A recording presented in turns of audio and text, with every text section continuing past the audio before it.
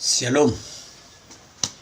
Halo anak-anak, selamat datang di video pembelajaran pendidikan agama Kristen dan budi pekerti. Apa kabar anak-anak? Sehat semua? Mudah-mudahan sehat semua ya. Hari ini kita akan membahas materi tentang dosa dan pertobatan. Sebelum kita masuk ke materi pembelajaran, kita lihat dulu kompetensi dasarnya. 41. Menerima bahwa hanya Allah yang dapat mengampuni dan menyelamatkan manusia melalui karya penyelamatan di dalam Yesus Kristus. 42. Bersedia mengampuni orang lain. Nah, sedangkan indikator pencapaian kompetensi, yang pertama, menceritakan akibat dari dosa. Yang kedua, menjelaskan arti bertobat. Dan yang ketiga, melakukan role play tentang kejatuhan manusia ke dalam dosa. Nah, mari kita lihat ke materi, yaitu tentang dosa. Dalam 1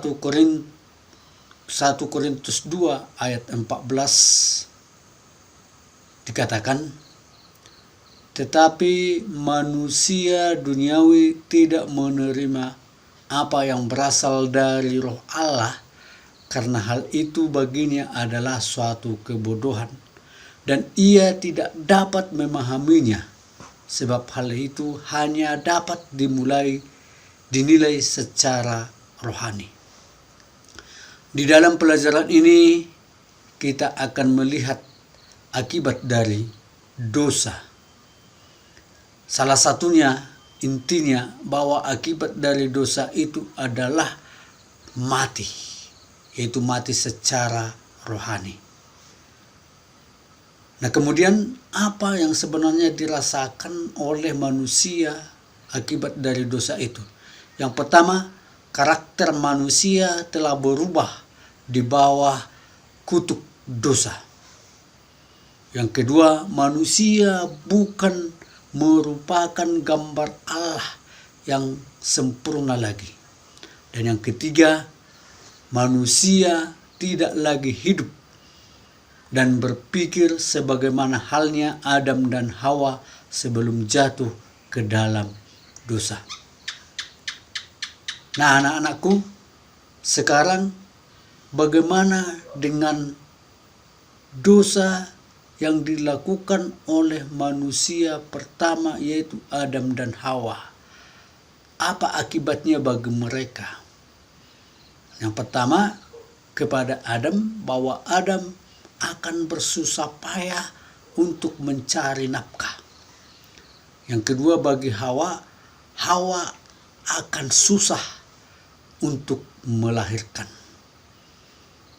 Nah, dosa yang dilakukan oleh manusia bukan berarti kematian yang total yang akan dicapai oleh manusia. Tetapi Allah berjanji akan menyelamatkan manusia. Nah, kita lihat itu melalui kematian Yesus Kristus. Yang walaupun manusia selalu berbuat dosa, namun Allah tetap mengampuni. Nah, apa yang dituntut oleh Allah dari manusia akibat dari perbuatan-perbuatan dosa yang bisa mati secara rohani? Tentu yang dituntut oleh Allah adalah pertobatan. Nah, bagaimana seseorang itu bertobat? Tentunya materi ini akan kita bahas pada pertemuan berikutnya.